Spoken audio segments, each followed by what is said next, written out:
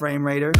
The Fairchild Channel F is the first video game console to use cartridges. If you've seen my video on the world's first video game console, the Magnavox Odyssey, you'd know that it used cards. These technically don't count as cartridges because all the data for the games on the Odyssey were contained within the console itself. Said cards would just tell the console what game to execute, being no more than printed circuits. The Fairchild Channel F, however, used what became known as cartridges, featuring all the information needed to play a specific game in it. For the Odyssey, the library could only be as big as the games built in. Cartridges changed this, allowing the Fairchild Channel F to have an unlimited library of games. In theory. If you know little about the Fairchild Channel F, there's probably something you're wondering. What the heck does Channel F stand for? Well, Channel Fun, of course. On its launch, however, the Channel F actually had a different title, the Fairchild VES to be precise. They decided to rename their console to Channel Fun after the Atari VCS came out the following year, as an effort to separate them from each other as they sounded very similar. The launch of the VCS made the Channel F feel somewhat obsolete due to the dramatic shift in technology. Yes, compared to the Fairchild at least, the Atari 2600 was a revolutionary jump, providing twice the RAM, allowing games to be more advanced and visually engaging. Channel F games, on the other hand, were simple, and I mean real simple. You could get away with comparing it to those cheap handheld brick games. Though in the Fairchild's defense, at least it had color. Or so you should expect it to have color. The Channel F that I got a while back was sold as, "for parts are not working." I specifically bought a perceived as broken one because, well, the dang things are expensive. I'm not sure why I did that since I'm so terribly clumsy with repairing things, but at least in this case, the only known problem was that the coaxial wire was snipped. I soldered another cable to it, and luckily, the hardware seems to be mostly working as it should. The only caveat is that for some bizarre reason, I have to be holding the coaxial cable with my hands, else the picture looks very fuzzy and without color. Maybe after being unused for so many years, the poor thing needs that extra motivation. I guess I can still technically work with this, but I'm gonna need the help of my friends to capture direct footage. Oh, for that footage there a moment ago, perhaps it was noticeable that the sound was not actually coming from the TV. Sound for the Fairchild Channel F actually comes from the unit itself. Not an uncommon thing for hardware this time period. Only on the second later model would sound be transferred through the coaxial cable. Just another tidbit of information I thought I might as well throw in here. So, take one look at these controllers and you'll no doubt be trying to wrap your head around just what on earth you'd do to play games with this thing. Allow me to demonstrate. The Channel F controllers are multifunctional. You can move this nub here in any direction, but it also features both a twist mechanic and press and pull. Some who have used these controllers find them to be pretty cool. I can't deny they were innovative for their time. Most other consoles of the time, namely Pong machines, would just use flippers or a dial to move an object in a simple game. So this was a step above the existing competition. Once you were done playing, the controllers could be put inside this compartment above the hardware, making it easier to put away after use. Always loved that about the Channel F. The biggest problem with the controllers is that they aren't known to be the most reliable. If you managed to end up with a broken controller, you couldn't just swap it out for another one either, since the cord was built into the console, as too are the rest of the outputs. Frankly, this wasn't uncommon for consoles of the time, but I doubt you'll find many people defending this manufacturing method. So how did one go about playing games on their Fairchild Channel F? That was with cartridges. These bright yellow cartridges, looking similar to 8-track tapes, would slide into the Channel F console as shown here. However, in case you didn't own one, you could just play one of two games included in the hardware. Two games? How would you select between them? Well, first you turn on the console by flicking the switch strangely located on the back of the unit, then you'll be at the mercy of the face buttons. Let me tell you that this whole thing definitely could have been executed better. It's not the most complicated thing I've ever used, but, and especially on first use, it can be pretty confusing. The first is the yellow reset button that does exactly as you'd expect. It reboots the system or included game. The second button is labeled as 4 different things. Above it, time, an increment of time in minutes, the number 1 is listed on the button, and just underneath is the word hockey. Similar writings are found across the other 3 face buttons, so what do they mean? These numbered buttons all serve multiple functions. It's entirely dependent on the game's situation. When you start a new game, chances are that on screen you'll see a green background with the letter G followed by a question mark. This is the console asking you which game you'd like to play. While a majority of cartridges have just one game, 7 of them are combination carts. For example, this VIDEOCART, the term used to describe Channel F cartridges, features 4 games in it. And if you don't have any cartridges, you can still play hockey and tennis. If you turn on a Channel F without any cartridge inserted, you'll get the same G with a question mark. All you'd have to do now is look at the face buttons, see which one says hockey or tennis, and make your pick. Without any cartridges, the Channel F isn't really much more than a glorified Pong console, but hey, that's a lot better than being a useless brick. See where it says Game 3 and Game 4? That's where your cartridge games would come to use. VideoCart 1 comes with TIC-TAC-TOE, Shooting Gallery, Doodle, and QUADRA-DOODLE, in that order. So if I wanted to play Doodle, I'd just have to select Game 3, as it's the third game listed on the box. But what about these other labels? Well, the increments in time represent how long of a time limit you'd like to set for the game. You'll need to make that selection when a game shows the letter T followed by a question mark. You can set 2 minutes with button 1, 5 with button 2, 10 with button 3, or 20 with button 4. This function is only used for a selection of games, particularly those that focus on competition. You can actually change the time limit in-game by pressing button 1, and that's what the time label is meant to indicate over that button. So what about the other three? Mode, hold, and start. You're often asked for a mode choice before a game starts, just like time before it. What this implies can be dependent on the game. However, for a game like hockey, it indicates the speed of the ball. You have 4 different ball speeds, specifically set by buttons 1, 2, 3, or 4. What's hold mean? This is basically your pause button. Yeah, they did it well before Atari could come up with such an incredible concept. However, it is still a bit different. While it can be used as a pause button, the intended purpose was to give you a moment to change the time and mode settings if you wanted to. As I mentioned earlier, you can change these functions in-game, but you probably wouldn't want to while the game's elements, like the ball, are still active. And the start label? Well, that's simple. After you've made your selections prior to starting a game, you press start to start the game. It's usually what's expected of you after setting time and mode, as it will then show an S with a question mark where you would press button 4, start, to start the game.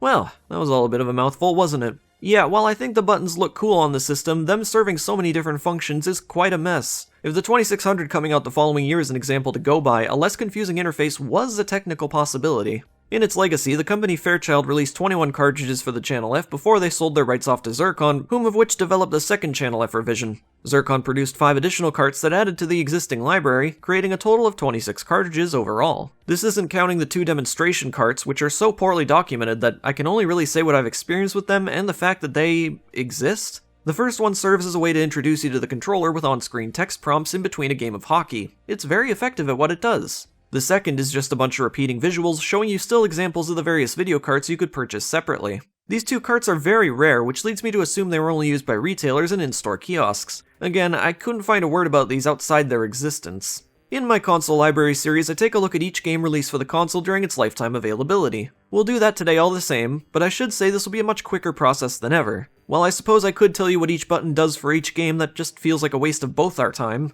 Otherwise, these games are extremely simple. The basic concept is all that really needs to be said in order to give you an understanding of what these games were. In my research, I came across some very obscure information about an existing line of Germany-specific Channel F carts that are labeled differently, but as far as I can tell, they were the same games. The console was actually called the Saba Video Play in Germany. Honestly, I'm not sure if this really counts, but I felt it was necessary to at least make a mention of it. Before we get into the console library, a couple things I should point out. I don't own an entire library of Channel F games, frankly that'd be very expensive, so I tried to emulate it, though there were a couple issues there. What's most troublesome is the controllers themselves. They are very unique, and do not translate well to a keyboard at all. The easiest emulator to use, I found, was one developed in browser, strangely enough, and these are the controls. So, what I ended up doing was reaching out to a channel called vghchannel, who has done short video documentations of each game played through MAME. He said I was welcome to use his footage for my video, so while I have tried these games myself, to get the best representation I'll be using footage from his channel. Huge thank you to him for assisting me in this way, so give the guy some love on his YouTube. Link is in the card above now, and description below. Last thing to mention, I won't be giving these games a rating as I usually would. The reason is because, while I do think these games are leagues above the Magnavox Odyssey, I still find them a bit primitive to rank. Some games are obviously better than others, but seeing as how a lot of them are just basic concepts, I'm gonna go about this the same way I did in my Odyssey video. So without further ado, let's get into the Fairchild Channel F console library. Here's Hockey, the first of 2 built-in games on the Channel F. This game makes a great template to introduce the capabilities of the controller, if the demonstration cartridge using this wasn't proof enough. You can angle the ball by twisting on the controller, turning your Pong paddle diagonally. And this isn't just one angle either. You've got 3 different degrees in each direction. That's more than most other Pong consoles at the time. You can also move the goalie by pushing or pulling on the knob. Pretty intuitive back then. Then there's the second built-in game, Tennis. This is far more like your traditional game of Pong. 2 players paddle the ball back and forth, trying to score more points on the other. Despite Pong's simplicity, I've always felt the game holds up really well. It's about as basic as competition can possibly be in video form, but the fast-paced nature of it all still feels great when going up against your friends. VideoCart 1. As we touched on earlier, the first VideoCart is a compilation of 4 different games. TIC-TAC-TOE. Play against a digital opponent in a classic game of tic-tac-toe. What can I say? Computer AI was brand new. This was incredible at one point. Shooting Gallery. A paddle is placed in a specific location, in a specific direction. Meanwhile, a tank scrolls down the screen. Shoot your ball at just the right time to strike the tank. The less you miss, the more points you'll have at the end. Doodle. What could be worse than MS Paint? This. QUADRA-DOODLE. This isn't a game at all. It calls itself a colorful kaleidoscope that doodles for you.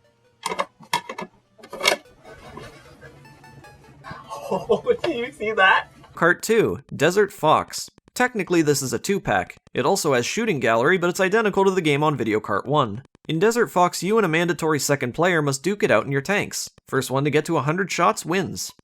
VideoCart 3, Blackjack. A simple blackjack game using Fairchild controls. That's all that needs to be said. VideoCart 4, Spitfire. A mandatory second player will try to shoot you down in this game of dogfighting, and vice versa. The planes are constantly moving, so you'll need to adjust your mind for the momentum of the bullets you shoot. VideoCart 5, Space War. 2 players only. Use your existing laser energy to take out your opponent. If you run out of energy, touch one of the 2 bases to refuel, then get back into the fight. VideoCart 6, Math Quiz, Add and Subtract. A game where you add or subtract numbers. The equations seem to be randomly picked from a list. It's fairly easy to control for double digits, but once it throws a third in there, the controls for some reason change, and I found it very difficult to figure out past that. I can't think of a single reason to ever really try playing this. VideoCart 7, Math Quiz, Multiplication and Division. Identical to the last game with the single difference of being multiplication and division rather than adding and subtracting. VideoCart 8. This cart has 2 different games. Mind Reader. This is a number guessing game. You start out randomly guessing, but if you get one of the 2 digits correct, it will show a T, presumably for true. Of course, once you get the actual number, you win. You can go up to 5 digits if you really want to. NIM. This game is pretty confusing to me. I tried my best to understand it. You got a pile of numbers, you can remove one pile at a time. This is typically played with a second person, but on the Channel F it's you versus an AI. It's kinda like a card game, if I'm not mistaken. You can pull different amounts from a pile, indicative of the other numbers listed there. Honestly, NIM is an established game outside of the Channel F, so if you really care to learn about it, there's other places for that. I'm not really here to teach you how NIM is played, so let's move on to the next one, shall we? VideoCart 9, Drag Strip. This is pretty similar to the famous Dragster game on the 2600. That's the best example I can come up with anyways. Shift gears, don't use too much gas, blast off correctly, and woo, woo, woo. Nowhere near as fun as Dragster. VideoCart 10, the second and last compilation of 4 different games. Though that's a bit of a stretch since with this one they're more like modes for a basic maze game than anything else. Maze. It's a maze with a cat and mouse. You're a mouse, evade the cat. 2 players can enjoy a cooperative game against the mouse for added fun. Jailbreak. The path is bricked off. Find the best path to escape while avoiding the guard. Blind Man's Bluff. You're going through the maze blindfolded, so to speak. All the walls are invisible, so it's a constant process of trial and error. Terribly annoying.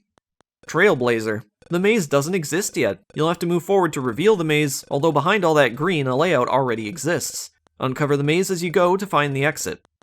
VideoCart 11. Another compilation of 2 different games, this time entirely unique to VideoCart 11. Backgammon. This is a 2-player exclusive, following a traditional game of backgammon. One thing to complain about is how selections within the game are very slow, whereas with a real board you wouldn't have that issue. Easy Doocy. This is just a variation of the backgammon game where your pieces now start in the home position. Pretty much the same thing. VideoCart 12, Baseball. Yet another 2-player exclusive title. There are several pitching variations as well as the ability to move your players in the field. That may have sounded more impressive in my head. Keep track of your strikes on the left of the screen, indicated by the X's. 3 outs, switch teams. Yep, this is baseball. VideoCart 13. Again, a compilation of 2 different games. Robot War. This is a great one. So, the red robots will follow you being the dark green tank. The only way to get rid of them is to navigate the robots into the mines, the blue squares. This is the kind of simple fun I love to see from the Channel F. Torpedo Alley. Move your turret around and shoot the blue boats above. The top ship is 5 points, middle is 3, bottom is 1. It's like a terribly simple version of Atlantis for the 2600. You can even get your shots to go diagonally if you really want to. VideoCart 14, Sonar Search. Practically Battleship. Shoot blindly into the blue and hear how many blips play. The closer you are, the less blips you'll hear. The amount of shots you're allowed is reflected on the bottom left. VideoCart 15, Memory Match. You know that card game in Super Mario Bros. 3? This is fairly identical to that. Pick a card, get a number, hope to find the other. You get unlimited chances, so the game is to do it in as little turds as possible. VideoCart 16, Dodge It. Here's another cool game. Balls bounce around this square continuously, like Jezball. However, in Dodge It, you gotta avoid them all as they spawn in. Has the most unexpectedly extra game over screen.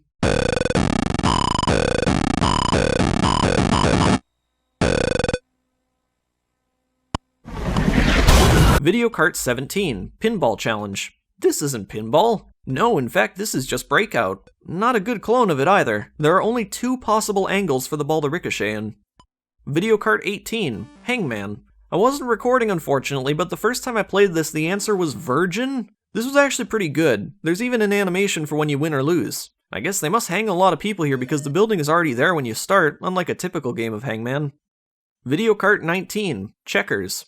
The presentation of this game of checkers is very lackluster. Functional, but I don't see any reason to play this over a board. VIDEOCART 20, Video Whizball. A great option for solo AI or 2 players. See these red bricks? You gotta shoot them into the opponent's goal by repeatedly targeting it. The other player, however, can do the same. Shoot the opponent and they'll be out of commission for a few seconds. Great fun. VIDEOCART 21, Bowling. Wait for the ball to align where you want it to throw, then just press the button to make your shot. Extremely simple. I guess for this concept, what else could they really do on this hardware? VIDEOCART 22, Slot Machine. Place your bet and run the slots. Fairly uneventful, but I guess the spinning images are kinda neat to see on the system. Winning is no different than losing as far as presentation goes. It's a little boring. VIDEOCART 23, the last compilation cart consisting of 2 games. Galactic Space Wars. Explore the vastness of space, shooting any attackers you come across as you navigate in this first-person perspective. The illusion of scrolling around in space with simple pixel distribution is a bit charming, but since it's just the same one-note gameplay over and over, it doesn't really do much past the initial impression. Lunar Lander. If you're familiar with the arcade game, this tries to be an accurate port. This and another upcoming game are pretty much the only actual ports of arcade games on the platform during its availability window. It's not that easy to pick up and play, you kinda have to get a handle on the physics, if you can really call them that. After some practice, it is rather enjoyable. VIDEOCART 24, Pro Football. Another 2-player exclusive. I don't know too much about football, but the little I do know attributes pretty well to this game. One player is the X team, the other is the O team. Whoever's highlighted in red has the ball. Sound effects are a step above most games on the platform. VIDEOCART 25, Casino Poker. These are actually pretty good graphics for the system. The cards actually resemble cards. Maybe I'm being a little generous there. Nonetheless, it's what you'd expect from a game of casino poker. Though I can tell they put some work into the transitions, since cards don't just flip over all at once and or disappear. VIDEOCART 26, Alien Invasion. The killer app for the Channel F? Pretty much. Like Lunar Lander, this is an arcade port. Of course, this is Space Invaders. Very simple, which is kind of the name of the game for Space Invaders. In other words, this was a perfect choice for the hardware, and honestly, it plays really well. Smooth, accurate. The only problem is that it is a bit too easy, especially compared to the original, but for fast-paced gameplay, this is kind of the best you're gonna get on the Channel F. And that kinda sums up how I feel about the system overall. It's a historical piece of gaming and no doubt influential. Being the first console to use cartridges is something special, at least on paper. So the records say Fairchild may not have created this technology first. Both Atari and Fairchild were working on this concept, but Atari was supposedly leaving the concept in concept for a while before they would actually take it to the market. Fairchild just happened to be the first to do that. Supposedly, the release of the Fairchild knocked up the ambition at Atari, giving them the incentive to speed up their own works on cartridge technology. When the time came around for Atari's play in the market, well, thereon is history. Even the launch titles for the Atari 2600 were significantly better than the quality of games on the Fairchild Channel F. It didn't really stand much of a chance, nor does it stand much of a chance being played again past the making of this video. I love the idea of the Channel F and its history, and while it serves more worth in gameplay than something like the Magnavox Odyssey, no doubt, I would still say it's a bit too primitive to consider taking out on the regular. Once again, huge thank you to VGHchannel for letting me use his footage in this video. Please check him out in the description below. As always, thank you for watching this episode of Console Libraries, and I hope to see you FrameRaters in the next video.